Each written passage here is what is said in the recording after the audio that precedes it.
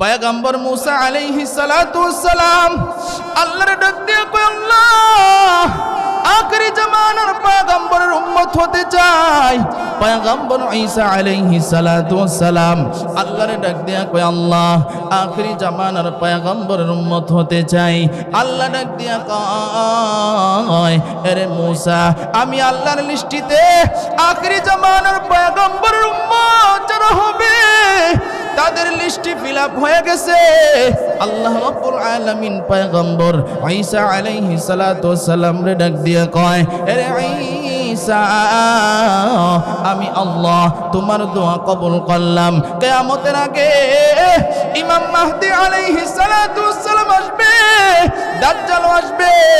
আল্লাহ রাব্বুল আলামিন তখন পয়গম্বর ঈসা আলাইহিস সালাতু ওয়াস সালাম রে পাঠাবেন, নবী হিসাবে পাঠাবে না, আখেরি জামানার পয়গম্বরের উম্মত হিসাবে পাঠাবে। তাহলে চিন্তা করে দেখেন আমাদের দাম কত বেশি, কেমন মায়ার নবীর উম্মত আমরা হইলাম। নবী যখন রাস্তা দিয়ে হাঁটে মেঘের খণ্ড আইসা নবীরে ছায়া দেয়। কেমন মায়ার নবী আমার। নবী একদিন রাস্তার পাশে ঘুমায়, গাছ আল্লাহরে ডাক দিয়া কয়, আল্লাহ নবীরে বড় কাছাকাছি দেখতে মন চায়। সুবহানাল্লাহ বলেন, আরো জোরে বলেন না সুবহানাল্লাহ। কয় নবীরে কাছাকাছি গিয়া দেখতে মন চায়। আল্লাহ ডাক দিয়া কয়, এরে গাছ, আমার বন্ধুরে কাছাকাছি দেখতে মন চায়। বলে, হ্যাঁ আল্লাহ আমার মন চায়। বলে, যা আমি অনুমতি দিয়ে দিলাম।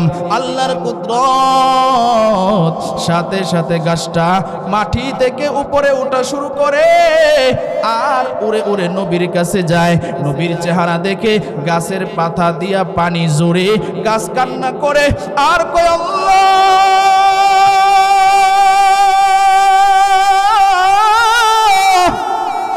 এমন মায়াবী চেহারা আমি আর জীবনে কখনো দেখি নাই। নবীর চেহারায় তো মায়াবী, এত সুন্দর। নবী যখন মদিনায় হিজরত করতে যায়, গর্তের মধ্যে 1000 বছর আগে থেকে সাপ বসা। সাপ নবীর দেখার জন্য পাগল। আবু বকর সিদ্দিক রাদিয়াল্লাহু তাআলা আনহুর চাদর দিয়া গর্তের প্রত্যেকটা গাতা বন্ধ করে দিয়েছে। এবার একটা গর্ত শুধু বাকি। কোথা থেকে চাদর আনে বন্ধ করবে, এবার তিনার পায়ের গোড়ালি দিয়া বন্ধ করে ফেলল। আল্লাহ রাব্বুল আলামিনের কি কুদরত! ওই সব নবীর ঘ্রাণ পেয়ে গেছে।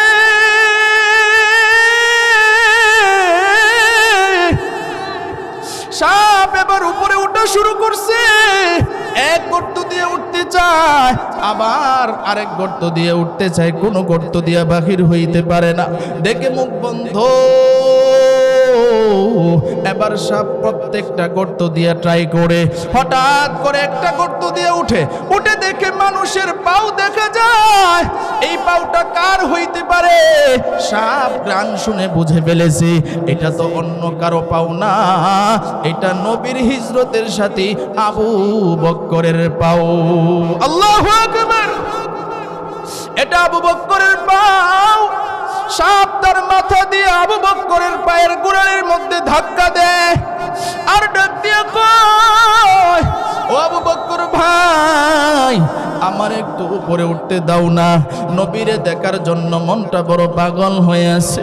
আবু বকর সিদ্দিক রাদিয়াল্লাহু তাআলা আনহু তো সাপের ভাষা বুঝে না। তিনি মনে করতেছি সাপ যদি উপরে উঠে, নবীর ঘুম যদি ভেঙ্গে যায়, নবীজির কষ্ট হবে। আবু বকর পা সরাই না। সাপ মাথা দিয়া আবু বকরকে বলে, আবু বকর তোমার পাউটা একটু সরাও। নবীরে দেখার জন্য মনটা বড় পাগল। আবু বকর পাও সরাই না। এবার সাপ রাগ হইয়া আবু বকর সিদ্দিক রাদিয়াল্লাহু তাআলা আনহুর পায়ের মধ্যে কামড় দিয়ে দিছে। কামড় দেওয়ার পরেও আবু বকর পা সরাই না, কারণ নবীজির কষ্ট হবে। আল্লাহু আকবার কন্যা। নবীজির কষ্ট হবে। কেমন মায়ার নবী আমার, আর নবীর জন্য কেমনই আবু বকর পাগল। আবু বকর পা নড়াই না, বিষের যন্ত্রণায় মুখটা লাল ছিল, নীল হয়ে গেছে, আর তার চোখ দিয়ে পানি ঝরা শুরু হয়েছে। নবীজির চেহারা মুবারকের মধ্যে আবু বকরের চোখের পানি যখন পড়েছে, নবীজির চোখ খুলে গেছে। আবু বকরের চেহারার দিকে তাকাইয়া দেখে আবু বকরের চেহারাটা নির্বর্ণের হয়ে গেছে।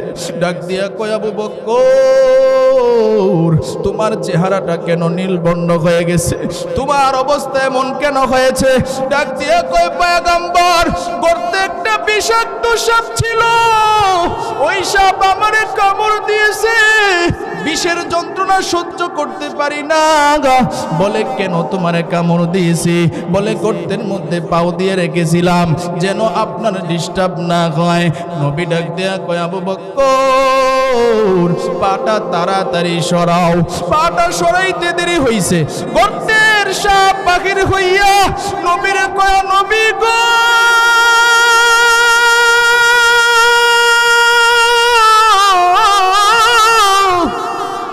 আমার আপনি মাফ করিয়া দেন, আমার ভুল হয়ে গেছে। 1000 বছর আগে থেকে গর্তে অপেক্ষা করতেছিলাম, আপনারা দেখার জন্য মনটা বড় পাগল হয়ে আছে। ওগো পয়গম্বর, আপনি যখন গর্তের ভিতরে ঢুকেছেন আপনার ঘ্রাণ আমি পেয়েছি, কিন্তু আমি তো বাহির হইতে পারি না। আবু বকর প্রত্যেকটা গর্তের মধ্যে চাদর দিয়ে রাখছে, একটা গর্ত পেয়েছি, ওই গর্তের মধ্যেও আবু বকরের পাউটা রাইখা দিছে। রে পয়গম্বর, আমার ভুল হয়ে গেছে। আল্লাহর পয়গম্বর বিসমিল্লাহ পড়ে, সূরা ফাতিহা পড়ে, তার লালা মুবারক আবু বকরের পায়ের মধ্যে লাগাইতে দেরি হয়, আবু বকরের পাও ভালো হইতে দেরি হয় না। বিসমিল্লাহির রহমানির রহিম।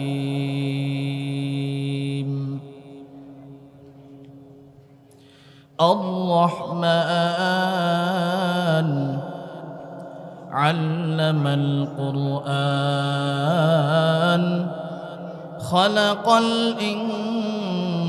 الإنسان علمه البيان وقال تعالى لقد كان لكم في رسول الله أسوة حسنة وقال النبي صلى الله عليه وسلم تركت فيكم أمرين لن تضلوا ما تمسكتم بهما كتاب الله وسنة رسوله أو كما قال النبي عليه الصلاة والسلام صدق الله مولانا العظيم وصدق رسوله النبي الكريم ونحن على ذلك من الشاهدين والشاكرين والذاكرين والحمد لله رب العالمين।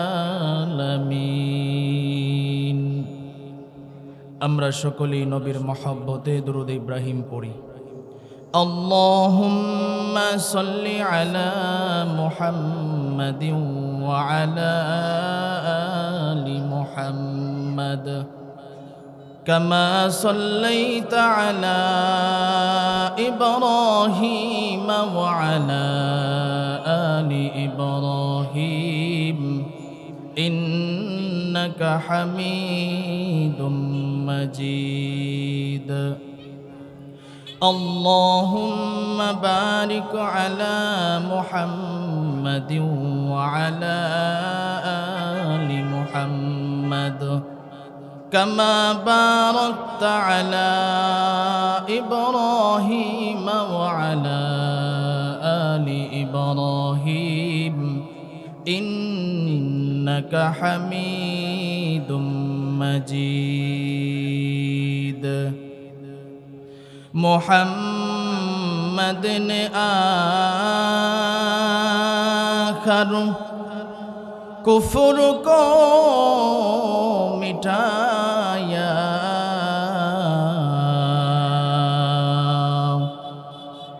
कुफर को मिटाकर सदाकत बताया बलगल उला সকলেই পড়ি बिकमालिही कशफत तुजा بجماله حسنت جميع خصاله صلوا عليه وآله ذكر كري لا إله إلا الله لا إله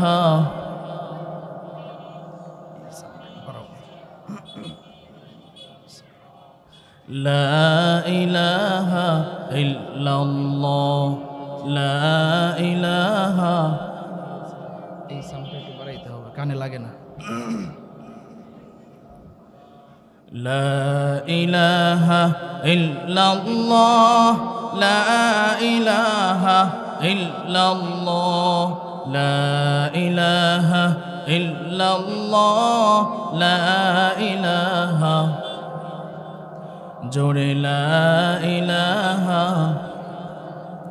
বেলাল বলে এক আল্লাহ উমাইয়া বলে বড় জালা বেলাল বলে এক আল্লাহ উমাইয়া বলে বড় জালা আমার আল্লাহ বলেন ও জিবরাইল আল্লাহ বলেন ও জিবরাইল জান্নাতেরি খোলো তালা লা ইলাহা জোরে লা ইলাহা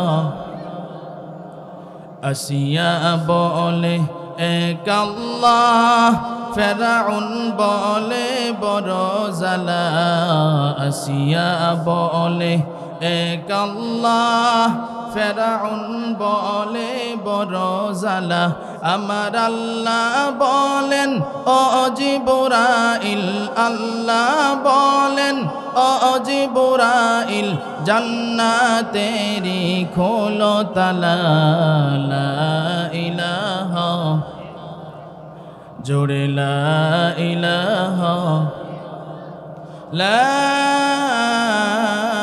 ইলাহা ইল্লাল্লাহু মুহাম্মাদুর রাসূলুল্লাহ সকলেই পড়ি সাল্লাল্লাহু আলাইহি ওয়াসাল্লাম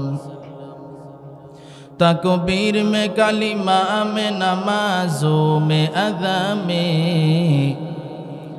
तकबीर में कलिमा में नमाजों में अदा में है नाम इलाही से मिला नाम मुहम्मद है नाम इलाही से मिला नाम मुहम्मद फरमाती है आदम के मुझे खुल्द तरी में फरमाती है आदम के मुझे खुल्द तरी में लेका हुआ तो बाप मिला नाम मुहम्मद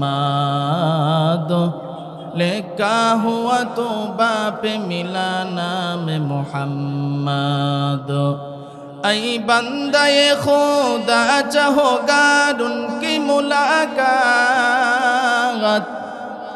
ऐ बंदाए खुदा चाहोगा उनकी मुलाकात जल्दी से अब बैठे सुनो हजरत की नसीहत जल्दी से अब बैठे सुनो हजरत की नसीहत। আলহামদুলিল্লাহ। আটিবাজার দারুল উলুম ইসলামিয়া মাদ্রাসার উদ্যোগে আয়োজিত আজ 22শে নভেম্বর 2025 রোজ শনিবার অধ্যকার মাহফিলের সম্মানিত সভাপতি, প্রধান অতিথি, বিশেষ অতিথিবৃন্দ, মুআজ্জাজ মুকাররম, জাতির মাতার মুকুট, ওয়ারাসাতুল আম্বিয়া হযরত উলামায়ে কেরাম, দূর দূরান্ত থেকে আগত আল্লাহ পাকের আশিকিন, জাকিরিন, শাকিরিন, মুহিব্বিন, মুরব্বিয়ানে আযম, আমার কলিজার টুকরা যুবক বন্ধুগণ, স্নেহের ছোট ভাই এবং পর্দার আড়ালে আলোচনা শুনছেন সম্মানিতা মুসলমান মা ও বোনেরা, আল্লাহ রাব্বুল আলামিনের দরবারে আমরা শুকরিয়া আদায় করি যে মহান রব্বুল আলামিন আমাদেরকে ভালোবেসে মহব্বত করে, আদর করে, মায়া করে জান্নাতি বাগানে, জান্নাতি পরিবেশে এই ফিতনা ফাসাদের জামানায় কোরআন ও সুন্নাহর ভিত্তিতে কিছু কথা আমাকে বলার, আপনাদেরকে কিছু কথা শুনবার তৌফিক দান করেছেন। এই জন্য সকলেই শুকরিয়া আদায় করি, বলি আলহামদুলিল্লাহ। শুকরিয়া আদায় করলে খুশি হন কে? আরো জোরে বলেন আল্লাহ। এই মাহফিল হওয়াতে আপনারা খুশি না বেজার? আরো জোরে বলেন খুশি না বেজার? পুরা বাজারটা আজকে কেমন জানি একটা আনন্দময়, কথা ঠিক কিনা বলেন? আপনারা এখানে যারা আসছেন মাশাআল্লাহ, মাগরিবের পরে অনেক মানুষ, আপনাদের কাছে আমি একটু দাবি জানাবো, সেটা হলো একটু অগোছালো দেখা যাচ্ছে। সামনে কিছু মানুষ, মাঝখানে কিছু মানুষ, পিছনে কিছু মানুষ। আমি আপনাদের জন্য দোয়া করব। এখানে যারা আছেন একটু আগায়া জমে বসেন, যারা দাঁড়িয়ে আছেন একটু বসার চেষ্টা করেন। আস্তে আস্তে ইনশাল্লাহ ভরবে, আমরা সকলে একটু আগায়া বসি। আর না হয় ফাঁকা জায়গাগুলোর মধ্যে শয়তান আইসা জায়গা নিবে। একটু মেহেরবানি করে আগাই, দয়া করে একটু আগান, দয়া করে একটু আগান। এরপরে ইনশাল্লাহ আলোচনা শুরু করব। এর আগে আমি আপনাদের কাছে একটু জানতে চাই, আমরা যে আসলাম মাহফিলে কাকে খুশি করার জন্য আসছি? জোরে আওয়াজ দিয়ে বলেন কারে? সব সময় প্রশংসা হবে কার? আরো জোরে বলেন কার? রাস্তাঘাটে চলার সময় প্রশংসা হবে কার? ঘুমানোর সময় প্রশংসা হবে কার? খাওয়ার সময় প্রশংসা হবে কার? সুদ খাওয়ার সময় প্রশংসা হবে কার? সুদ খাওয়ার সময় আল্লাহর। এক লোক আমারে বলে, হুজুর আমি যে সুদ খাই, আমি তো আল্লাহর নামেই খাই, তাইলে গুনাহ হইতো কেন লাগিয়া? নাউজুবিল্লাহ কইতেন না? আমি কইলাম আল্লাহর নামে সুদ খাইলেই তো আর হালাল হয়ে যায় না, কারণ আল্লাহ এটাকে হারাম করেছে। কথা ঠিক কিনা বলেন? কয় কোনো কায়দায় কি হালাল করা যায় না? আমি বলছি আল্লাহর বিধান এটা, সুদ খাওয়া যাবে না, ঘুষ খাওয়া যাবে না, মানুষের উপরে জুলুম, অত্যাচার, দুর্নীতি, চাঁদাবাজি করা যাবে না। তখন বললেন, হুজুর কোনোভাবে দেখেন না। আমি বলছি আচ্ছা ঠিক আছে, আপনার কথা তো আমি ফাইসালা দিতে পারবো না, তবে আমিও আপনাকে একটা পাল্টা প্রশ্ন করি, আমার উত্তরটা আগে দিবেন। বলে হুজুর করেন। বলে আপনি যে পানি খান কোথা থেকে খান? হুজুর টিউবওয়েল থেকে খাই, অথবা আমার সাবমার্সিবল মোটর লাগানো আছে ওই জায়গা থেকে খাই। আমি বলছি আল্লাহর কুদরতে একটা পানির টাঙ্কি তো আপনার পেটে আছে, একটা পানির নল আছে, সুতরাং আজকে থেকে টাঙ্কির পানি খাওয়া বাদ দিয়া আপনার পেটের যে টাঙ্কি, আপনার এখানে যে নল আছে ওই পানিটা খাবেন। এখন কয় হুজুর এটা তো হবে না। আমি কইলাম তাহলে এটা যদি না হয় ওইটাই হবে না, কারণ ওইটা হইল আল্লাহর বিধান, আল্লাহ যেভাবে বলছে সেভাবেই মানতে হবে। কথা ঠিক কিনা বলেন? এই জন্য সুদ খাওয়া যাবে, ঘুষ খাওয়া যাবে, সব সময় আল্লাহর প্রশংসা। এই সাউন্ডটা ক্লিয়ার করেন আর একটু বাড়ায়া রাখেন, তাহলে হবে। ইকু ওই রকম কিছু লাগবে না। তাহলে একটু আমার সাথে জবাব দিবেন, আমরা যে মাহফিলে আসলাম আমাদেরকে তৌফিক দিয়েছেন কে? আরো জোরে বলেন কে? তোআতে তৌফিক, তোআত হামজে তু, ই আমানত ওয়া ইজাবত হামজে তু। তোআতে তৌফিক, তোআত হামজে তু, ই আমানত ওয়া ইজাবত হামজে তু। तौफीक से होती है ये नेमतों की खजीना, तौफीक से होती है ये नेमतों की खजीना हर मर्दों की ताबतों किया और है निशाना हर मर्दों की ताबतों किया और है निशाना ऐ बंदे खुदा चाहोगा उनकी मुलाकात जल्दी से आ बैठे सुनो हजरत की नसीहत जल्दी से आ बैठे सुनो हजरत की नसीहत এরে নবীর উম্মতের দল আল্লাহ রাব্বুল আলামিন আমাদেরকে এখানে আনছেন আল্লাহ যদি তৌফিক না দিতেন এই মাহফিলে আসা আমাদের জন্য সম্ভব ছিল না কথা ঠিক কিনা বলেন আজকে আমাদের মতো কত মানুষ রাস্তা ঘাটে ঘুরে দোকানপাটে বসে আড্ডা দেয় চায়ের দোকানে বসে আছে না নাই আরো জোরে আওয়াজ দেয়া বলেন আছে না নাই আপনাদের কপাল কত ভালো এমন একটা দামি জায়গায় আসছেন যেখানে পৃথিবীর শ্রেষ্ঠ কিতাব কুরআনে কারীম এই কুরআনে কারীমের আলোচনা হইতেছে কথা ঠিক কিনা আজকে চিন্তা করে দেখেন এমন জায়গায় আমরা বসলাম নবী ডাক দিয়া কয় এই জায়গার মধ্যে যারা বসবে যারা আলোচনা শুনবে যারা এটার আয়োজন করবে নবী ডাক দিয়া কয় তিন দলের সগীরা গুনাহ আল্লাহ মাফ করিয়া দেয় আল্লাহ আল্লাহ क्या मुबारक नाम है अल्लाह अल्लाह आशिकू का काम है अल्लाह अल्लाह इचे शिरीनिस्त नागम शिरो शाकर मिकुनद जानम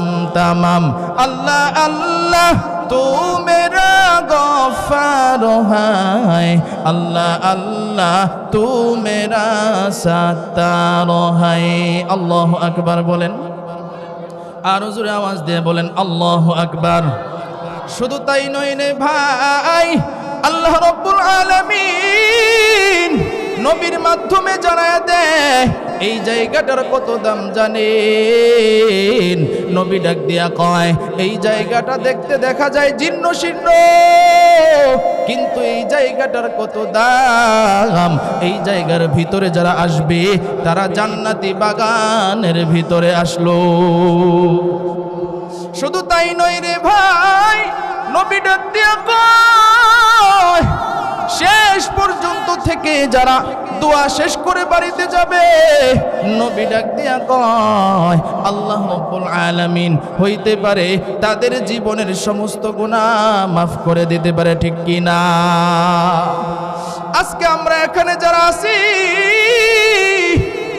আমাদের দাম আমরা বুঝি না আমাদের কত দাম আমরা এখানে যারা আছি আমাদের একটা পরিচয় হইল আমরা মানুষ কথা ঠিক কিনা বলেন আমরা মানুষ কিন্তু কোনোদিন আমরা আল্লাহর কাছে দরখাস্ত করি নাই ওগো আল্লাহ আমাদেরকে মানুষ বানাও বিনা দরখাস্তে আল্লাহ রাব্বুল আলামিন আমাদেরকে মানুষ বানাইছে কথা ঠিক কিনা বলেন আল্লাহ রাব্বুল আলামিন আমাদেরকে যদি মানুষ না বানাইয়া কুকুর শুয়ার ভেড়া বকরি বানাইতে পারতো কি পারতো না আরো জোরে আওয়াজ দিয়ে বলেন পারতো কি পারতো না আল্লাহ রাব্বুল আলামিন আমাদেরকে মানুষ বানাইছে মানুষ বানানোর পর আমাদেরকে আরেকটা নেয়ামত দান করেছেন ওই নেয়ামতটা হলো রে ভাই আল্লাহ রাব্বুল আলামিন আমাদেরকে মুসলমানের ঘরে জন্ম দিয়েছে ঠিক কি না খুব গভীর মনোযোগ দিয়ে কথাগুলো বুঝবেন আল্লাহ রাব্বুল আলামিন আমাদেরকে যদি মুসলমানের ঘরে জন্ম না দিয়া হিন্দু বৌদ্ধ ইহুদি খ্রিস্টানের ঘরে জন্ম দিতে পারতো কি পারতো না আরো জোরে আওয়াজ দিয়ে বলেন পারতো কি পারতো না আরে ভাই আল্লাহ রাব্বুল আলামিন আমাদেরকে মানুষ বানাইছেন মানুষ বানানোর পর আমাদেরকে মুসলমানের ঘরে জন্ম দিয়েছেন এরপরে আরেকটা দামি নেয়ামত দান করেছেন ওই নেয়ামতটা হলো রে ভাই আমাদেরকে আখরি জামানার পয়গম্বরের উম্মত বানাইছেন, কথা ঠিক কিনা? যেই নবীর উম্মত হওয়ার জন্য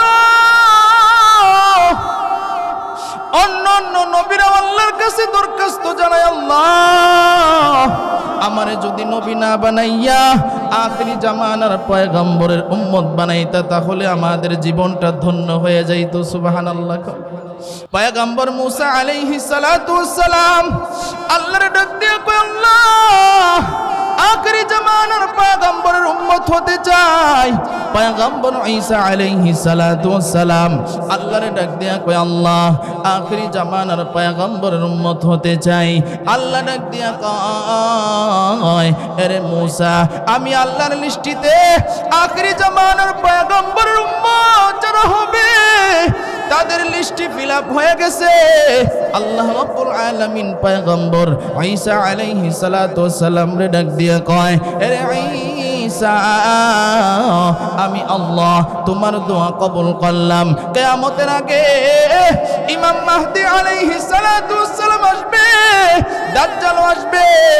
আল্লাহ রাব্বুল আলামিন তখন পয়গম্বর ঈসা আলাইহিস সালাতু ওয়াস সালাম রে পাঠাবেন, নবী হিসাবে পাঠাবে না, আখরি জামানার পয়গম্বরের উম্মত হিসাবে পাঠাবে। তাহলে চিন্তা করে দেখেন আমাদের দাম কত বেশি, কেমন মায়ার নবীর উম্মত আমরা হইলাম। নবী যখন রাস্তা দিয়ে হাঁটে মেঘের খণ্ড আইসা নবীরে ছায়া দেয়। কেমন মায়ার নবী আমার। নবী একদিন রাস্তার পাশে ঘুমায়, গাছ আল্লাহরে ডাক দিয়া কয়, আল্লাহ নবীরে বড় কাছাকাছি দেখতে মন চায়। সুবহানাল্লাহ বলেন, আরো জোরে বলেন না সুবহানাল্লাহ। কয় নবীরে কাছাকাছি গিয়া দেখতে মন চায়। আল্লাহ ডাক দিয়া কয়, এরে গাছ আমার বন্ধুরে কাছাকাছি দেখতে মন চায়। বলে হ্যাঁ আল্লাহ আমার মন চায়। বলে যা আমি অনুমতি দিয়ে দিলাম। আল্লাহর কুদরত, সাথে সাথে গাছটা মাটি থেকে উপরে ওঠা শুরু করে আর উড়ে উড়ে নবীর কাছে যায়। নবীর চেহারা দেখে গাছের পাতা দিয়া পানি জোরে গাছ কান্না করে আর কয়, আল্লাহ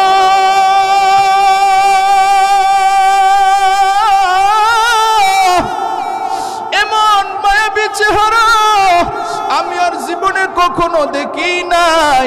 নবীর চেহারা এত মায়াবী, এত সুন্দর। নবী যখন মদিনায় হিজরত করতে যায়, গর্তের মধ্যে 1000 বছর আগে থেকে সাপ বসা।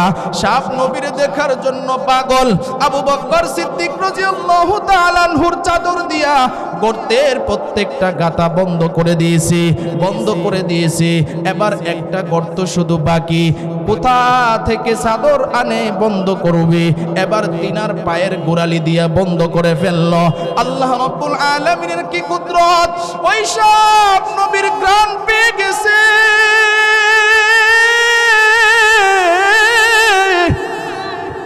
সাপ এবার উপরে ওঠা শুরু করছে। এক গর্ত দিয়ে উঠতে চায়, আবার আরেক গর্ত দিয়ে উঠতে চায়, কোনো গর্ত দিয়ে বাহির হইতে পারে না। দেখে মুখ বন্ধ। এবার সাপ প্রত্যেকটা গর্ত দিয়ে ট্রাই করে, হঠাৎ করে একটা গর্ত দিয়ে উঠে দেখে মানুষের পাও দেখা যায়। এই পাওটা কার হইতে পারে? সাপ ঘ্রাণ শুনে বুঝে ফেলেছে এটা তো অন্য কারো পাও না, এটা নবীর হিজরতের সাথী আবু বকরের পাও। আল্লাহু আকবার! এটা আবু বকরের পাও। সাপ তার মাথা দিয়ে আবু বকরের পায়ের গোড়ালির মধ্যে ধাক্কা দেয় আর ডাক দিয়ে কয়, ও আবু বকর ভাই আমার একটু উপরে উঠতে দাও না। নবীরে দেখার জন্য মনটা বড় পাগল হয়ে আছে। আবু বকর সিদ্দিক রাদিয়াল্লাহু তাআলা আনহু তো সাপের ভাষা বুঝে না। তিনি মনে করতেছি সাপ যদি উপরে উঠে, নবীর ঘুম যদি ভেঙ্গে যায়, নবীজির কষ্ট হবে। আবু বকর পা সরাই না। সাপ মাথা দিয়া আবু বকরকে বলে, আবু বকর তোমার পাউটা একটু সরাও। নবীর দেখার জন্য মনটা বড় পাগল। আবু বকর পাও সরাই না, এবার সাপরাগ হইয়া আবু বকর সিদ্দিক রাদিয়াল্লাহু তাআলা আনহুর পায়ের মধ্যে কামড় দিয়ে দিছে। কামড় দেওয়ার পরেও আবু বকর পা সরাই না, কারণ নবীজির কষ্ট হবে। আল্লাহু আকবার কন্যা, নবীজির কষ্ট হবে। কেমন মায়ার নবী আমার, আর নবীর জন্য কেমনই আবু বকর পাগল। আবু বকর পা নড়াই না, বিষের যন্ত্রণায় মুখটা লাল ছিল, নীল হয়ে গেছে, আর তার চোখ দিয়ে পানি ঝরা শুরু হয়েছে। নবীজির চেহারা মুবারকের মধ্যে আবু বকরের চোখের পানি যখন পড়েছে, নবীজির চোখ খুলে গেছে। আবু বকরের চেহারার দিকে তাকাইয়া দেখে আবু বকরের চেহারাটা নির্বর্ণের হয়ে গেছে। ডাক দিয়া কয়, আবু বকর, তোমার চেহারাটা কেন নীলবর্ণ হয়ে গেছে? তোমার অবস্থা এমন কেন হয়েছে? ডাক দিয়া কয়, পয়গম্বর, গর্তে একটা বিষাক্ত সাপ ছিল, ওই সাপ আমারে কামড় দিয়েছে, বিষের যন্ত্রণা সহ্য করতে পারি না। বলে, কেন তোমারে কামড় দিয়েছি? বলে, গর্তের মধ্যে পাও দিয়ে রেখেছিলাম যেন আপনার ডিস্টার্ব না হয়। নবী ডাক দেয়া কয়, আবু বকর, পাটা তাড়াতাড়ি সরাও। পাটা সরাইতে দেরি হইছে, গর্তের সাপ বাহির হইয়া নবীরে কয়, নবী গো,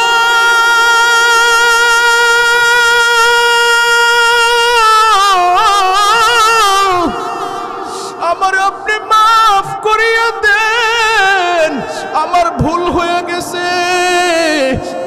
1000 বছর আগে থেকে গড়তে অপেক্ষা করতেছিলাম, আপনারে দেখার জন্য মনটা বড় পাগল হয়ে আছে। ওগো পয়গম্বর, আপনি যখন গর্তের ভিতরে ঢুকেছেন, আপনার ঘ্রাণ আমি পেয়েছি, কিন্তু আমি তো বাহির হইতে পারি না। আবু বকর প্রত্যেকটা গর্তের মধ্যে চাদর দিয়ে রাখছে, একটা গর্ত পেয়েছি, ওই গর্তের মধ্যেও আবু বকরের পাউটা রাইখা দিছে। রে পয়গম্বর, আমার ভুল হয়ে গেছে। আল্লাহর পয়গম্বর বিসমিল্লাহ পড়ে, সূরা ফাতিহা পড়ে তার লালা মুবারক আবু বকরের পায়ের মধ্যে লাগাইতে দেরি হয়, আবু বকরের পাও ভালো হইতে দেরি হয় না। ইমামুল আউয়ালিন আল আখিরিন, বহনে সদকা রাহমাতাল লিল আলামিন। ইমামুল আউয়ালিন আল আখিরিন, নূরে আলম রাহমাতাল লিল আলামিন। মুহাম্মদ আরবি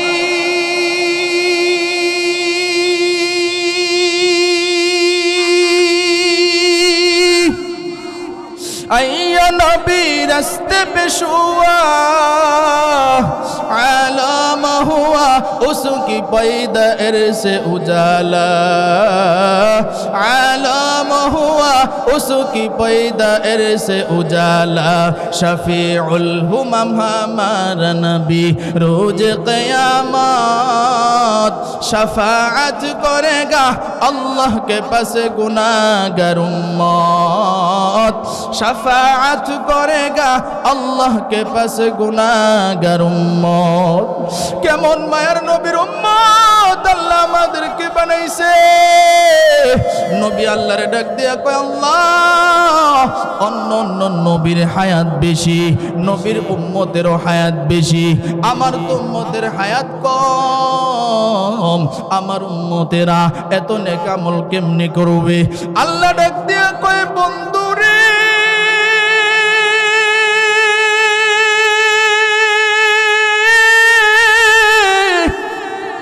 আপনার কোনো চিন্তা নাই, আপনার কোনো ভয় নাই, আপনারে আমি বড় ভালোবাসি।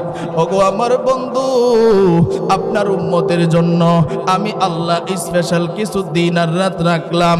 এরে আমার বন্ধু, আপনার কোন উম্মত যদি এশারের নামাজটা আদায় করিয়া ঘুমাইয়া যায়, এরপরে যদি ফজরের নামাজে শামিল হয়, তাহলে সারা রাত্র ঘুমায়া থাকবে ঠিক, কিন্তু তাদের আমল নামায় নফল নামাজের সব দেওয়া হবে।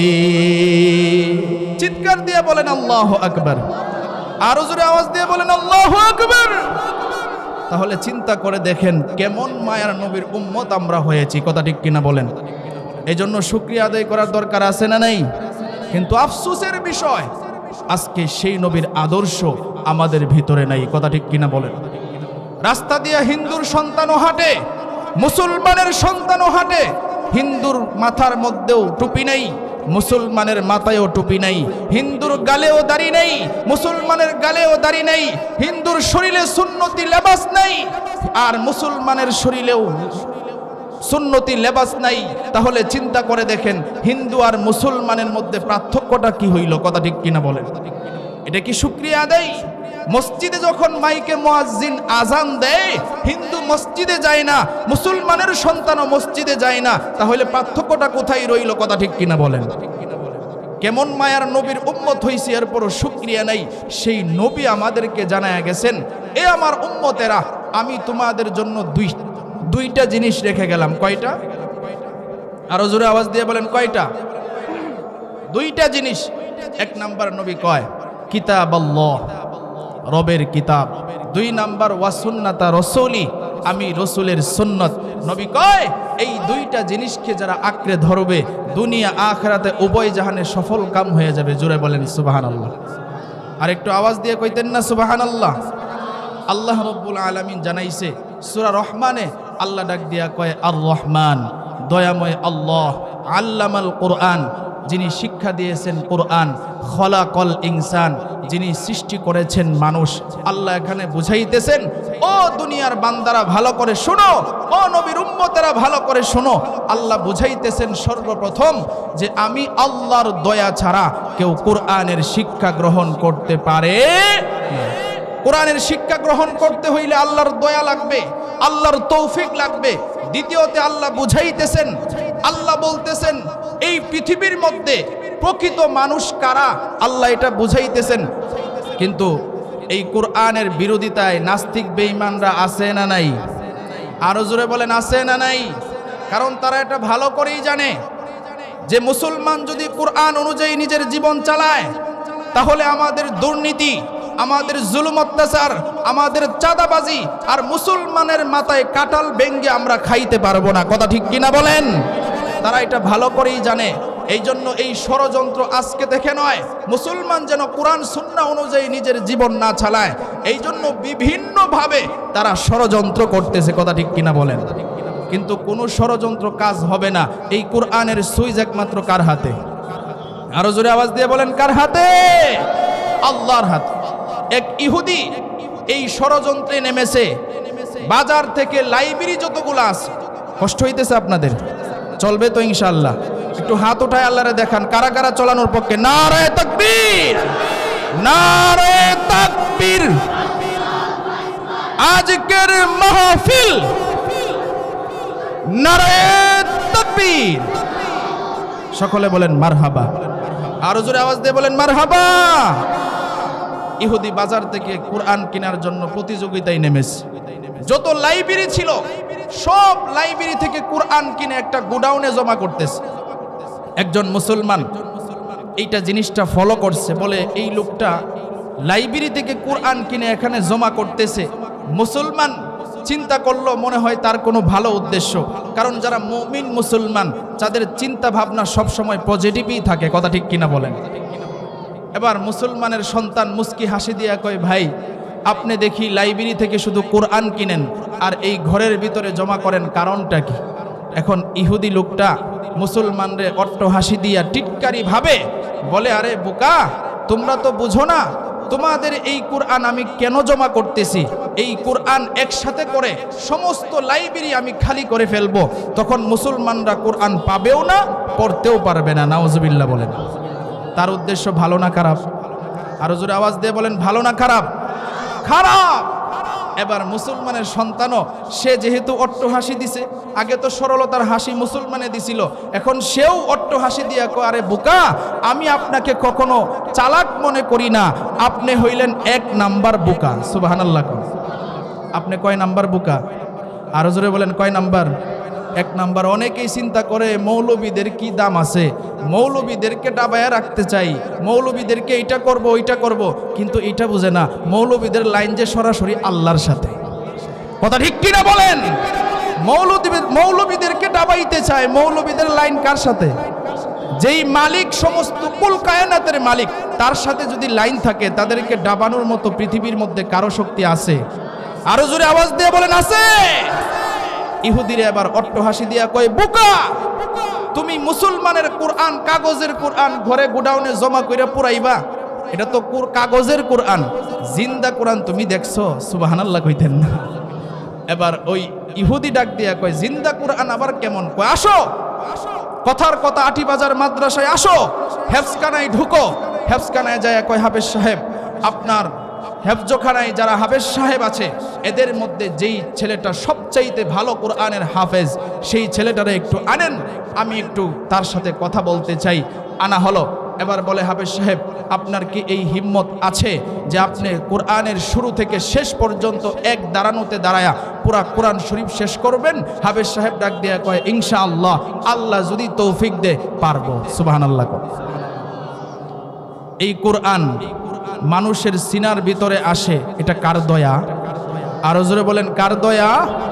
আমি বাংলাদেশের বিভিন্ন জায়গায় আল্লাহ ঘোরায়, উস্তাদদের দোয়ায় আমার চোখের মধ্যে আমার একটা স্টেজে এমনও এক হাফেজ সাহেব পেয়েছি, মাত্র বয়স তার 5 বছর। আল্লাহু আকবার কইতেন না? বয়স কয় বছর? 5 বছরের সন্তান কোরআনের হাফেজ।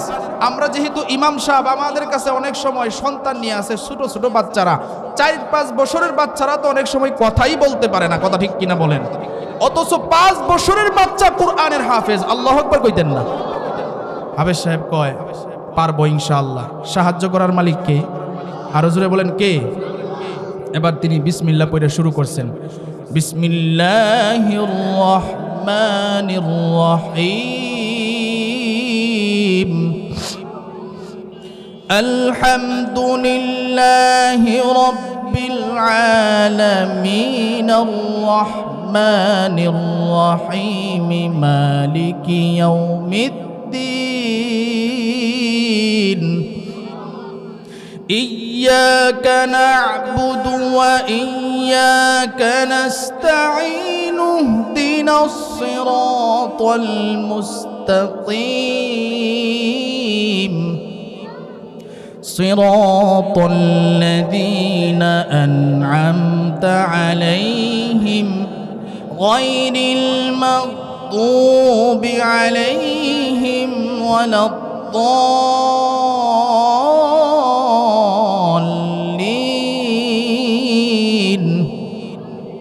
পুরা সূরা ফাতিহা শেষ। পড়তে পড়তে আলিফ লাম মিম, সূরা বাকারা শুরু, সূরা আলে ইমরান, এভাবে পড়তে পড়তে একবারে কোরআনের শেষের সূরা কুল আউযু বিরাব্বিন নাস, মালিকিন নাস, ইলাহিন নাস, মিন শাররিল ওয়াসওয়াসিল খান্নাস, আল্লাযী ইউওয়াসওয়িসু ফি সুদুরিন নাস, মিনাল জিন্নাতি ওয়ান নাস। এবার ইহুদির দিকে তাকাইয়া দেখে পুরা কোরআন শরীফ যখন হাফেজ সাহেব শোনায়, হাফেজ সাহেব কোরআন তেলাওয়াত করে, আর ইহুদির চোখ দিয়া ঝরঝর করে পানি পড়ে। সুবহানাল্লাহ কইতেন না? কারণ এটা দুনিয়ার মানুষের লেখা কিতাব না, এই কিতাবটা হলো রবের কিতাব। কথা ঠিক কিনা? এই কিতাবটা রবের কিতাব। ইহুদি চোখের পানি বলে কান্দে, আর ডাক দিয়ে কয়, ও মুসলমান ভাই, আপনি ঠিকই বলেছিলেন, আসলেই আমি একটা বোকা। কারণ কাগজের কোরআন পড়ায় কোনো লাভ নাই। এই যে মুসলমান জিন্দা কোরআন, তার ভিতরে গোটা কোরআন আছে। এবার মুসলমান ডাক দিয়া কয়, এরকম কোরআনের হাফেজ একজন না, এরকম কোরআনের হাফেজ পুরা পৃথিবীর মধ্যে কোটি কোটি। আল্লাহু আকবার। এবার ইহুদি ডাক দিয়া কয়, ও মুসলমান ভাই, আমার বুঝে এসে গেছে, আমি আর দেরি করতে চাই না, আমার এক্ষুনি কালিমা পড়ায় মুসলমান বানায় দেন। সাহায্য করার মালিক কে? হেদায়েতের মালিক কে? আল্লাহ। এই জন্য নাস্তিক বেঈমান যারা আছো, মনে রাখতে হবে, এই কোরআনের ষড়যন্ত্র তোমাদের বাপ দাদারাও করছিল। কথা ঠিক কিনা বলেন? এই কোরআনের ষড়যন্ত্র তোমাদের বাপ দাদা থেকে শুরু হয়েছে। কিন্তু এই পর্যন্ত কোরআনকে ষড়যন্ত্র করে কিচ্ছু করতে পারে না। এই কথা ঠিক কিনা বলেন? মসজিদ মাদ্রাসার সাথে ষড়যন্ত্র করে কিচ্ছু করতে পারে নাই, আলেম ওলামার সাথে ষড়যন্ত্র করে কিচ্ছু করতে পারে নাই। বিগত সময়ে অনেক আলেম ওলামার জেলখানায় পর্যন্ত ঢুকায়া দিনকে দিন রাতকে রাত নির্যাতন করার পরেও কোনো সফল হতে পারে নাই। যে আন্তর্জাতিক ট্রাইব্যুনালে মানুষকে জুলুম করে ফাঁসির রায় দেওয়া হয়েছিল, এই জুলুমকারী আর ফেসিবাদের ওই জায়গার মধ্যে ফাঁসির রায় হয়েছে। কথা ঠিক কিনা বলেন? মনে রাখতে হবে, ওলামায়ে কেরামকে যারাই বিরোধিতা করবে কিয়ামত পর্যন্ত কোনোদিন আলেম ওলামাদের সাথে টিকতে পারবে না। কথা ঠিক কিনা বলেন? কারণ কোরআনের সাথে যারা থাকবে তাদের সাহায্যকারী কে? আরো যদি বলেন কে? সুতরাং যারা আলেম ওলামার সাথে লাগতে আসবা কোনোদিন তারা ধ্বংস ছাড়া আর কিচ্ছু হবে না। কথা ঠিক কিনা বলেন? এই জন্য মুসলমান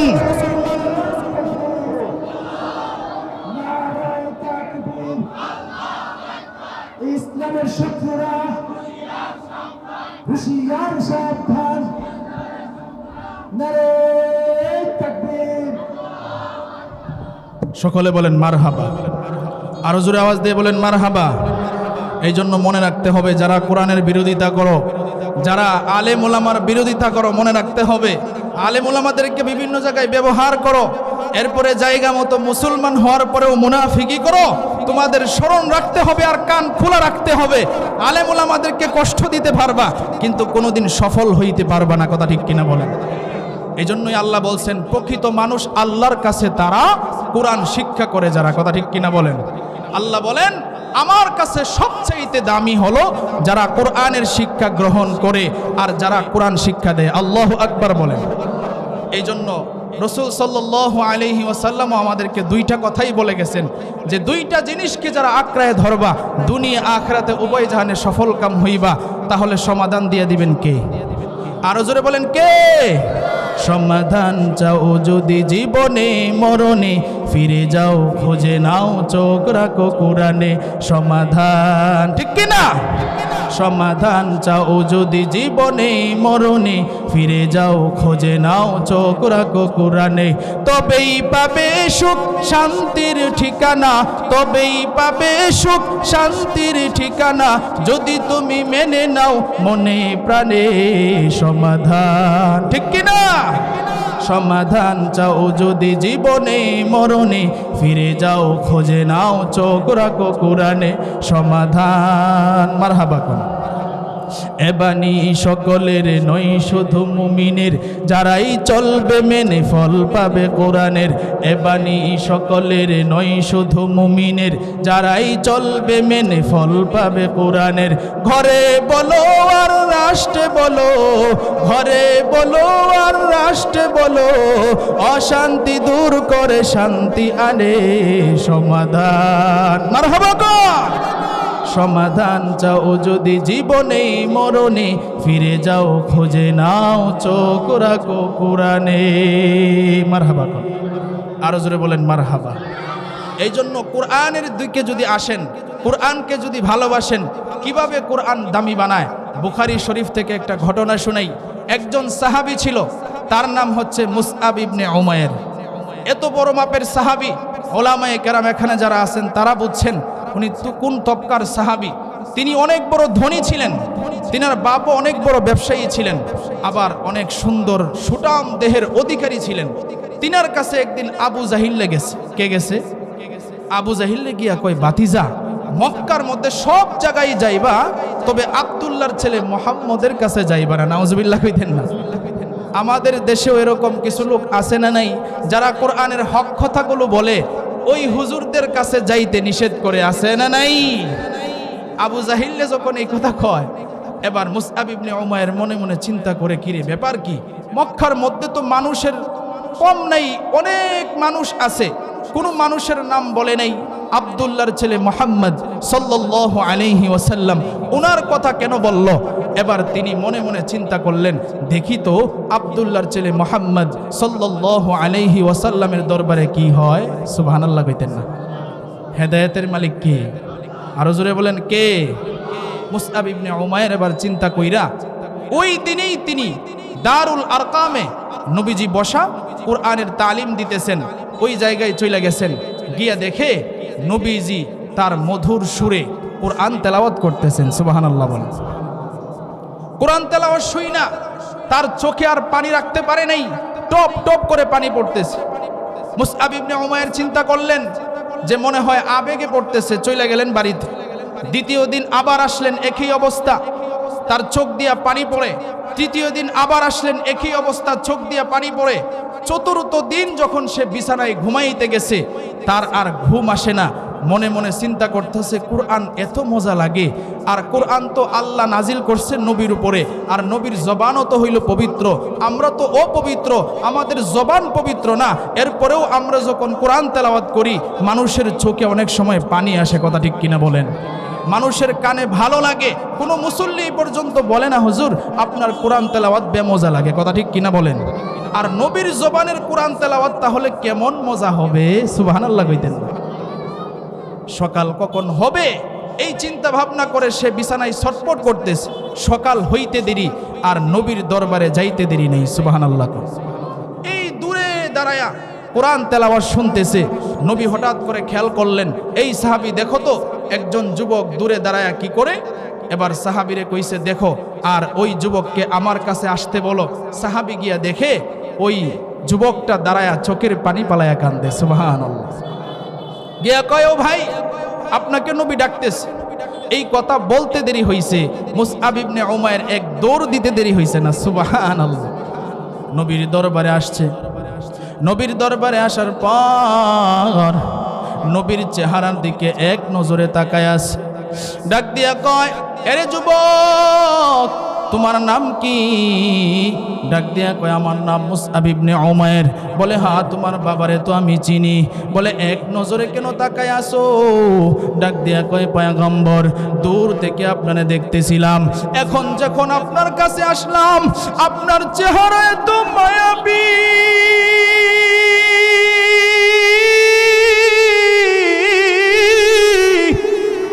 আপনার চেহারা থেকে আমি চোখ ফিরাইতে পারতেছি না। ওগো পয়গম্বর আপনার চেহারা এত সুন্দর আর এত মায়া। এবার নবী ডাক দিয়া কয়, মুসআব তুমি কেন এখানে দাঁড়ায়া ছিলা? ডাক দিয়া কয়, ওগো পয়গম্বর দূরে দাঁড়াইয়া দাঁড়াইয়া আপনার কোরআনে কারীমের তেলাওয়াত শুনতেছিলাম। ওগো পয়গম্বর কোরআন তেলাওয়াতে তো মজা, আমি আর কোনোদিন এত মজা পাই নাই। ওগো পয়গম্বর আমি আর দেরি করতে চাই না, আমার এক্ষুনি আপনি কালিমা পড়ায় মুসলমান বানায় দেন। নবী ডাক দিয়ে কই, মুসআব তুমি যে কালিমা পড়া মুসলমান হইবা, তোমার বাপ মা যদি বাধা দেয় তাহলে কি করবা? ডাক দিয়া কয়, পয়গম্বর বাপ মা বাধা দিলে কোনো সমস্যা নাই, আমি ইমানদার হয়ে যাব, আপনি যেভাবে বলবেন আমি সেভাবেই চলবো। চিৎকার দিয়ে বলেন আল্লাহু আকবার। নবী ডাক দিয়া কয়, মুসআব ঠিক আছে কালেমা পড়ো। মুসলমান হয়ে গেল, ইমানদার হয়ে গেল। নবী এবার ডাক দিয়া কয়, মুসআব আমি তোমারে সবক দিলাম দুইটা। নাম্বার 1, এক নাম্বার সবক, তুমি যে ঈমান আনছো এই ঈমান আনার কথাটা তুমি কাউরে বলবা না। নাম্বার 2, 2 নাম্বার সবক ডাক দিয়া কয়, মুসআব আর প্রতিদিন আমি নবীর দরবারে আসবা আর কোরআনে কারীম শিক্ষা করবা। আল্লাহু আকবার বলেন। মুসআব ডাক দিয়া কয়, পয়গম্বর আপনি যে দুইটা সবক দিয়েছেন এই দুইটা সবক আমি মানার চেষ্টা করব, আমার যেন কোনো ভুল না হয় এটা আমি চেষ্টা করব। মুসআব ইবনে উমাইর নবীর দরবারে আসে আর কোরআনে কারীমের তেলাওয়াত শুনে নিজেও কোরআন শিখে। এইভাবে প্রতিদিন আসে আর যায়, আসে আর যায়। নবী যে দুইটা কথা বললেন কারণ আছে, কি কারণে নবী এই দুইটা সবক দিয়েছেন? মুসআব একদিন নবীর দরবার থেকে সবক নিয়ে যায় আর ইমানের জ্বালাতন শুরু হয়ে যায়। মুসআব নিজেই ডাক দিয়া কয়, আরে মুসআব তুই যে কালিমা পড়ছস, তুই যে মুসলমান হইছস, ওই ধর্ম তো সত্য ধর্ম, তুই যে কোরআন শিখতেছস এই কোরআন অত সত্য কিতাব, তুই যে নবীর হাতে হাত রেখে কালিমা পড়ে মুসলমান হইছস, তিনিও তো সত্য নবী। তাহলে কেন তুই ঈমান আনার কথাটা বাড়িতে বলবি না? তুই আজকে বাড়িতে বলে দে, তোর বাপ মারেও দাওয়াত দে, তাহলে তোর বাপ মাও ঈমানদার হয়ে যাবে। ঈমানের জ্বালাতন শুরু হয়ে গেছে, সামনের দিকে আগায় আর মনে মনে নিয়ত করে আজকে বাড়িতে গিয়া ঈমান আনার কথাটা বলবো। মুসআব ইবনে উমাইর এবার বাড়ির সামনে চলে গেল, বাড়িতে গিয়া ডাক দেই, মা গো তাড়াতাড়ি তুমি ঘর থেকে বাহির হও। মা সন্তানের ডাক শুই না তাড়াতাড়ি দরজা খুলে ঘরের বাহিরে আসলো, ডাক দিয়া কই, সন্তান কেন তুমি আমারে ডাকো? এবার ডাক দিয়া কই, মা গো আজকে তোমার একটা গোপন কথা আমি বলে দিব। কি কথা রে সন্তান? বলে, মা গো আমি প্রতিদিন কোথায় যাই তুমি কি জানো? না রে সন্তান না। বলে, আমি প্রতিদিন নবী মুহাম্মদুর রাসূলুল্লাহ সাল্লাল্লাহু আলাইহি ওয়াসাল্লামের দরবারে যাই। ডাক দিয়া কই, সন্তান তিনি তো আমাদের ধর্মের কোন নবী না, তিনি তো মুসলমানের ধর্মের নবী, তাহলে তুমি কেন যাও? ডাক দিয়া কই, মা গো আমি নবীর দরবারে গিয়া কোরআনে কারীমের শিক্ষা করি। ডাক দিয়া কই, সন্তান তিনি তো মুসলমানের নবী আর কোরআনও তো মুসলমানের কিতাব, তাহলে কেন তুমি সেখানে যাও? কেন তুমি কোরআন শিখো? এবার ডাক দিয়া কই, মা গো তুমি এখনো বুঝতে পারো নাই, আমি নবীর হাতে হাত রেখে কালিমা পড়ে মুসলমান হয়ে গেছি। আমি নবীর হাতে হাত রেখে কালিমা পড়ে মুসলমান হয়ে গেছি রে মা। মার মাথা গরম, রাগ কইরা তার বাবারে ডাকলো, তার চাচারে ডাকলো, বলে দেখো তোমাদের সন্তান কি করেছে। বলে কি করেছে? বলে সে মুসলমান হয়ে গেছে, তার সন্তান মুসলমান হয়ে গেছে। তার বাপেই কথা শুই না মাথা গরম হয়ে গেছে। ডাক দিয়া কয়, কিরে সন্তান তোরে না কত আদর করি, তুই কেন মুসলমান হয়ে গেলি? ডাক দিয়া কয়, আব্বা জান নবী আমারে কোরআন থেকে শিখাইছে, ইন্নাদ-দীনা ইনদাল্লাহিল ইসলাম। নবী আমারে জানায় দে, নিশ্চয় একমাত্র আল্লাহর কাছে যে মনোনীত ধর্ম, সেই ধর্মের নাম হইল ইসলাম। ডাক দিয়ে কই, মা গো এই জন্য আমি কালিমা পড়েছি, আমাদের ধর্ম তো সত্য ধর্ম না। এবার তার পিতা ডাক দিয়ে কয়, এরে সন্তান এখনো সময় আছে, তোরে আর বুঝাইতে পারবো না, ঈমান ছেড়ে দে। মুসআব ডাক দিয়ে কয়, আব্বা জান আগে তো আমি ঈমানও আনি নাই, ঈমানের মজাও বুঝি নাই। ঈমানের যেহেতু মজা আর কোরআন তেলাওয়াতের যেহেতু মজা, ওগো আব্বা জান আমার জান চলে গেলে যাবে, কিন্তু আমি মুসআব ঈমান দিতে পারবো না। চিৎকার দিয়ে বলেন আল্লাহু আকবার। ঈমানদার তো এমনই হওয়ার দরকার, কথা ঠিক কিনা বলেন? জান গেলে যাবে কিন্তু ঈমান দেওয়া যাবে না, কথা ঠিক কিনা বলেন? মুসআব ইবনে উমাইর এবার মারে ডাক দিয়ে কয়, মা গো ও বাবা আমি ঈমান দিতে পারবো না। এবার বাবা তার মারে ডাক দিয়ে কয়, ও মুসআবের মা ঘর থেকে একটা শিকল নিয়ে আসো আর একটা তালা নিয়ে আসো। ঘর থেকে একটা শিকল আনা হলো, একটা তালা আনা হলো। মুসআবরে দেখায় কয়, মুসআব এখনো সময় আছে, তুই যদি আমার কথা না শুনোস তাহলে তোরে শিকল দিয়ে বন্দি করে ফেলবো, তোরে এই ঘরের ভিতরে তালায় আবদ্ধ করে ফেলবো। ডাক দিয়া কয়, আব্বা জান শিকল লাগাইলে লাগাইবা, তালা লাগাইলে লাগাইবা, কিন্তু মুসআবের ঈমান ছুটাইতে পারবা না। এবার মুসআবের হাতের মধ্যে শিকল লাগায় তালা লাগানোর পর এবার তার মারে ডাক দিয়ে কয়, ওগো মা আমারে তুমি তালা লাগাইয়া দিয়েছো, ঠিক আছে, আমার কোনো টেনশন নাই। এবার মা রাগ কইরা কয়, এই যে ঘরের খাদেমা, আজকে থেকে তোমারে বললাম এখন থেকে একবারও মুসআবরে আর খাবার দিতে পারবা না। চিন্তা করে দেখেন, কোরআনের জন্য খাবার দাবার বন্ধ, ঘরের ভিতরে আটকায়াও দিল। মুসআব ইবনে উমাইর এবার কোরআনের আয়াত শোনায়া দেয়, ওয়া মাইয়াত্তাকিল্লাহা ইয়াজআল লাহু মাখরাজা ওয়া ইয়ারযুকুহু মিন হাইসু লা ইয়াহতাসিব। মারে ডাক দিয়া কই, মা আমি কোরআনের আয়াত শিখেছি। নবী ডাক দিয়া কয়, আমারে শিখায় দিছে নবী। আল্লাহ এখানে বলছেন, আল্লাহরে যে ভয় করে চলে আল্লাহ রাব্বুল আলামিন তারে সম্মানের রিজিক দান করে। সুবহানাল্লাহ কইতেন না? আল্লাহরে যে ভয় করে চলে সম্মানের রিজিক দান করে কে? আরো জোরে বলেন কে? অনেক মানুষ দেখবেন বলে হুজুররা খাওয়ান খায় না। আমি তো কই হুজুররা খাওয়ান খায় না, হুজুররা খাওয়ান খায় না। কথা ঠিক কিনা বলেন? হুজুররা খাওয়ান খায় না, হুজুররা খাওয়ান খায় না। সেদিন এক উস্তাদের সাথে আমার প্রোগ্রাম, হুজুরে বলতেছিলেন যে হুজুর এখন ভাত খাওয়া ছাইরা দিছে, পোল্ট্রি মুরগি খাওয়া ছাইরা দিছে, দেশি মাছ, দেশি মুরগি আর বিরিয়ানি, পোলাও এইগুলা খায়। কথা ঠিক কিনা বলেন? কে খাওয়ায়? আরো জোরে বলেন কে খাওয়ায়? যে আল্লাহর উপরে ভরসা করে তারা সাহায্য করেন কে? আরো জোরে বলেন কে? মুসআব ইবনে উমাইর কয়, টেনশন নাই, আল্লাহরে ভয় করে চললে আল্লাহ সম্মানের রিজিকের ব্যবস্থা করবে। আল্লাহু আকবার।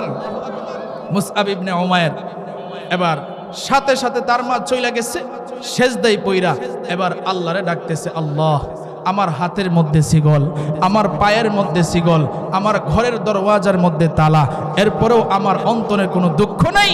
ওগো আল্লাহ, তোমার কাছে আমি একটা জিনিস চাই, সেটা হলো আমি নবীর দরবারে যেন যাইতে পারি এবং কোরআন যেন শিক্ষা করতে পারি। জোরে আওয়াজ দিয়ে বলেন সুবহানাল্লাহ। চিন্তা করছেন, এত কষ্টের মধ্যেও তিনি আল্লাহরে ডাকে। এবার আল্লাহ ফেরেশতারে ডাক দিয়া কয়, ফেরেশতারে আমার বান্দা দেখছস আমার কোরআনের জন্য কত পাগল, আমার নবীর জন্য কত পাগল।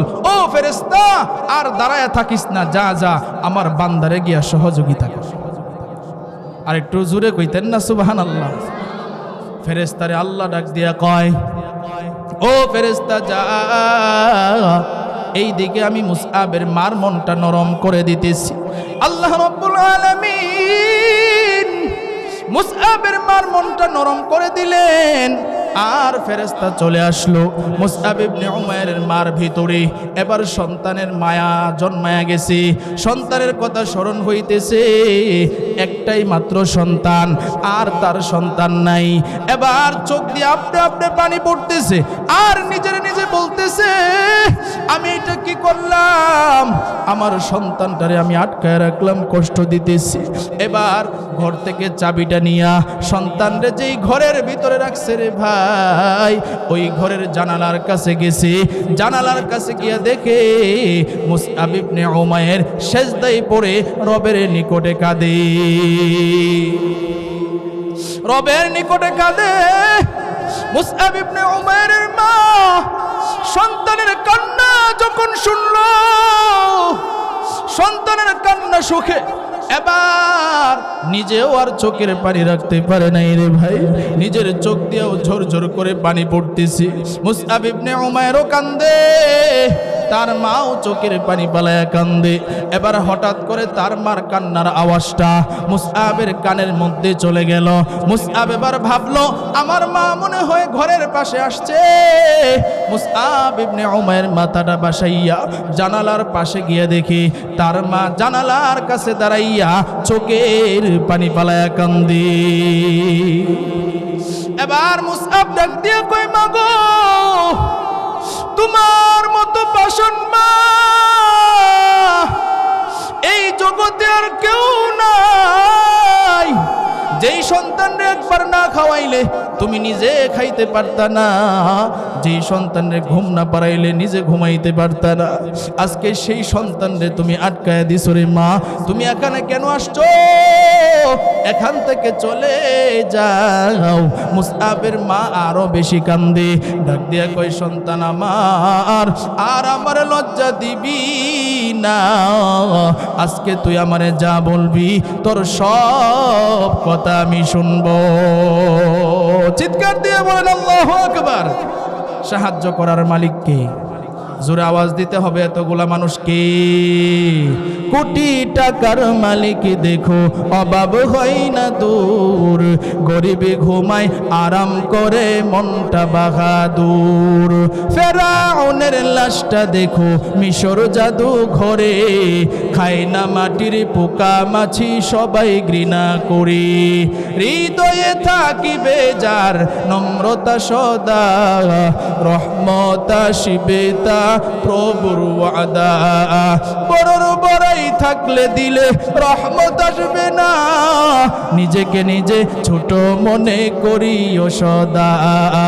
উঁচু জমিন থেকে পানি নিজ জমিনে যায়, তেমনি খোদার রহমত আসে নমরুদেরই দায়।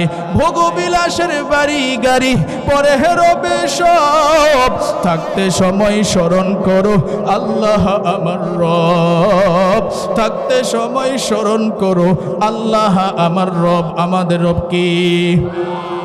আরো জোরে চিৎকার দিয়ে বলেন আমাদের রব কে? ইন্নাল্লাযীনা ক্বালু রাব্বুনাল্লাহ সুম্মা ইসতাকামু ফালা খাউফুন আলাইহিম ওয়ালা হুম ইয়াহজানুন। এই কালামে জিন্দা কুরআনে হাকিম, হিকমতে উলায়া জালাসে তু কাদিম, জামিউল আলম ফিল কুরআনে হাকিম, তাকাসরাত ওয়া ফুহামুর রিজালিন, বাকা কুরআন কালামুল্লাহ বশনো, কদিমাস্তি কদিমাস্তি নুইনো। আল্লাহু আকবার বলেন। আরো জোরে আওয়াজ দিয়ে বলেন আল্লাহু আকবার। মুসআব ইবনে উমাইরের মা এবার ডাক দিয়ে কই সন্তান, আজকে আমার কাছে তুমি যা চাইবা সব দিয়া দিব। মুসআব ডাক দিয়ে কই মা গো, আমার একটাই চাওয়া, সেটা হলো আমি নবীর দরবারে যাইবার চাই। কেমন নবীর প্রতি মহব্বত আর ভালোবাসা! মুসআব ইবনে উমাইর এই কথা বলতে দেরি হয়, মুসআবের মা তালা খুইলা দিতে দেরি হয় না। বলে সন্তান, আমি আর তোরে কাদাইতে চাই না, যা তোর সিগলের তালা খুলে দিলাম, তোর দরজার তালা খুলে দিলাম। মুসআব আর দেরি করে নাই রে ভাই, এক দৌড় দিয়া মদিনা, এক দৌড় দিয়া নবীর দরবারে চলে যায়।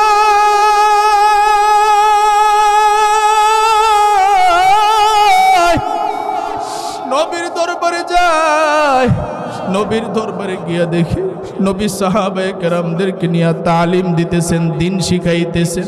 মুসআব ইবনে উমাইর ঘরের বাইরে দাঁড়ায় আছে, নবীর অনুমতি ছাড়া তো ঘরের ভিতরে ঢোকা যাবে না।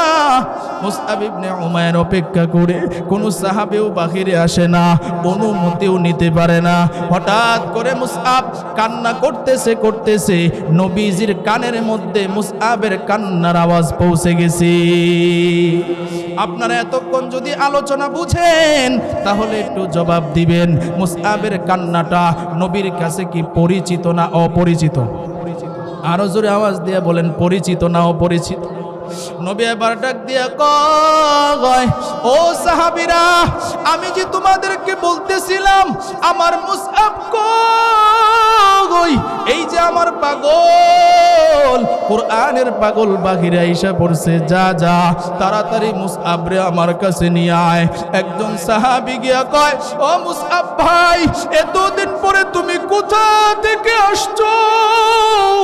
মুসআব ইবনে উমাইর কয়, ও ভাই, তোমার সাথে আমার কথা হবে পরে, আমি আগে আমার নবীর সাথে দেখা করতে চাই। এবার মুসআবরে ঘরের ভিতরে ঢুকাইলো। মুসআব দৌড় দিয়ে গিয়ে নবীর পায়ের মধ্যে জড়ায় ধরে, পা জড়াইয়া ধরে আর ডাক দিয়ে কই, নবী আমি আপনার কাছে মাপ চাই। নবী ডাক দিয়ে কই, মুসআব কেন তুমি আমার কাছে ক্ষমা চাও? বলে, পয়গম্বর আপনি আমারে দুইটা সবক দিয়েছিলেন, একটা সবক আমি যেন আমার ঈমান আনার কথাটা কারো কাছে না বলি। এবার মুসআব ইবনে উমাইর কয়, পয়গম্বর আমি আমার মা বাবার কাছে ঈমান আনার কথাটা বলে দিয়েছিলাম। নবী এবার ডাক দিয়ে কয়, মুসআব এটা তো ছিল আমি নবীর পরীক্ষা।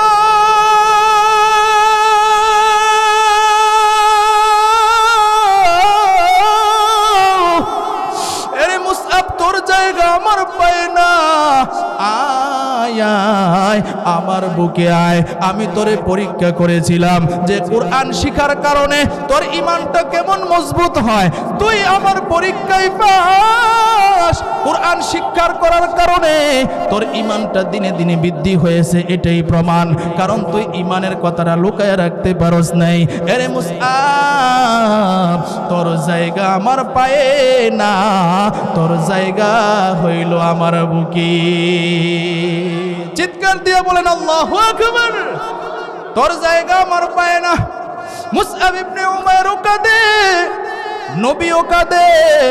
এবার নবী কয়, মুসআব অনেক দিন পরে তোমারে দেখলাম, তুমি আর মক্কায় থাকবা না, এক্ষুনি তুমি মদিনার দিকে হিজরত করো। মুসআব ইবনে উমাইর ডাক দিয়া কয়, পয়গম্বর সবে মাত্র আসলাম আপনার কাছে, এখন আমি মদিনায় চলে যাব, আপনারে ছাড়া আমি কিভাবে থাকব?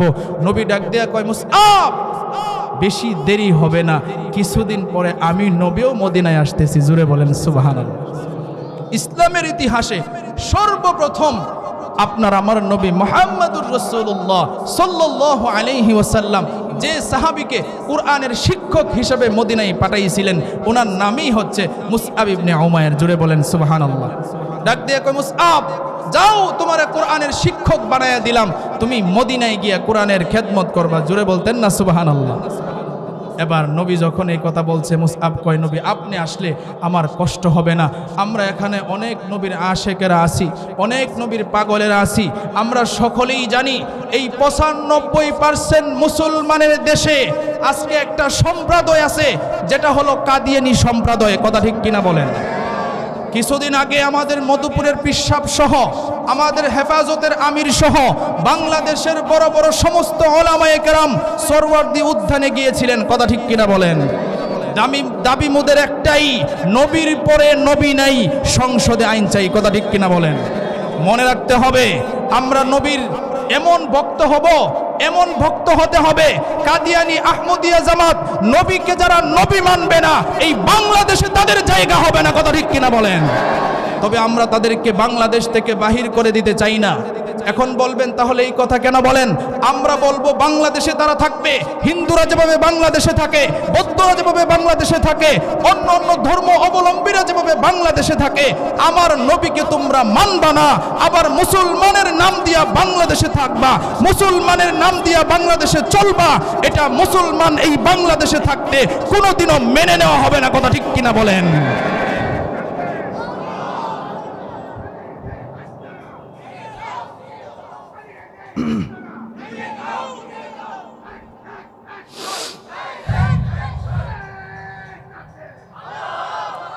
সকলে বলেন মারহাবা।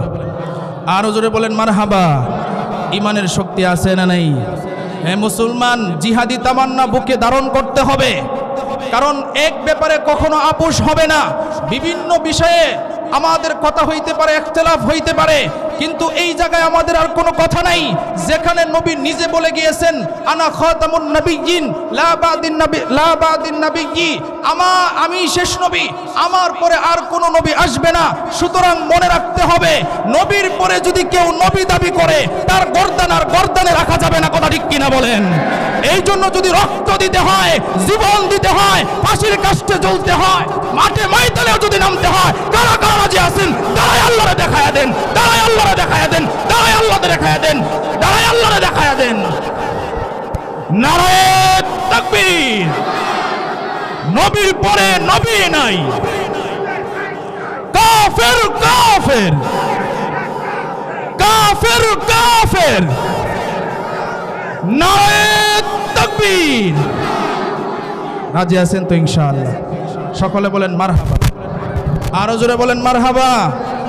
আমরা সবাই নবীর প্রেমিক, কথা ঠিক কিনা বলেন? অন্য কিছু বলবা মানবো, আমার বাবারে গালি দিবা মানবো, আমার ভাইয়েরে গালি দিবা মানবো, তবে মনে রাখতে হবে যদি নবীর ব্যাপারে কোনো কথা বলো কখনো আপোষ হবে। আরো জোরে বলেন আপোষ হবে। এই জন্য এই জায়গায় আমরা সবাই এক আছি তো ইনশাআল্লাহ? যারাই ক্ষমতায় যাবে কিংবা ক্ষমতায় যাওয়ার জন্য বসে আছে, মনে রাখবেন আপনারা এই বাংলাদেশের মধ্যে সংসদে বসে 53 বছর ধরে আমাদের আকাবিররা এই কষ্ট মেহনত করতেছেন। এই কষ্ট তো করার দরকার নেই। যারা দায়িত্বশীল তারাও তো মুসলমান, কথা ঠিক কিনা বলেন? তাদের তো এই গায়রতে লাগা দরকার ছিল যে আমার নবীকে শেষ নবী যারা মানে না তারা মুসলমানের কাঠ নিয়ে বাংলাদেশে ঘুরে। এটা আমরা এই জায়গায় বসে চেয়ারে বসে কেন আমরা এটা করতেছি না, কথা ঠিক কিনা বলেন? আলায়া বুলায়া হুজুরদেরকে কোনো রকম মানায়া নির্বাচন হয়ে গেলে সরকারে বৈশা এরপরে সব শেষ, এরপরে হুজুরদেরকে বানায় জঙ্গি, কথা ঠিক কিনা বলেন? আন্দোলনে নামলে পরে হুজুররা জঙ্গি হয়ে যায়। আগে হুজুররা তেল মাইরা বুট নেই, এরপরে হুজুররা যখন হক কথা বলে তখন হুজুরদেরকে জঙ্গি ট্যাগ লাগায়, কথা ঠিক কিনা বলেন? এই জন্য যারাই ক্ষমতায় যাবেন আপনাদের কাছে আগেই আমরা সতর্কবার্তা দিতেছি। যেমন ভূমিকম্প হয়েছিল কিছুদিন আগে, এই ভূমিকম্প হওয়ার একটাই কারণ, সেটা হলো গুনাহ, কথা ঠিক কিনা বলেন? আর সতর্কবার্তা যেমন ঘূর্ণিঝড় হলে সতর্কবার্তা দেওয়া হয় 1 নাম্বার 2 নাম্বার 3 নাম্বার। এই সরওয়ার্দী উত্থানে 15ই নভেম্বর আমরা 1 নাম্বার সতর্কবার্তা দিয়েছি। আমাদের মুরব্বীরা 1 নাম্বার সতর্কবার্তা দিয়েছে। এবার সংসদে যদি কাদিয়ানীদেরকে অমুসলিম ঘোষণা না হয় তাহলে পুরো বাংলাদেশ অচল করে দেওয়া হবে, কথা ঠিক কিনা বলেন? সংসদ ঘেরাও হবে, সচিবালয় অচল করে দেওয়া হবে, কথা ঠিক কিনা বলেন? কারণ এই জায়গায় কখনো আপোষ হবে? আরো জোরে বলেন আপোষ হবে? সকলে রাজি আছেন তো ইনশাআল্লাহ? আবারও জোরে আওয়াজ দিয়ে বলেন মারহাবা। আরো জোরে বলেন মারহাবা। কষ্ট হইতেছে আপনাদের? চলবে ইনশাআল্লাহ? কারা কারা চলার পক্ষে হাত তুলে দেখে? নারায়ে তাকবীর। আজকের মাহফিল সফল হোক, সকলে বলেন আমিন।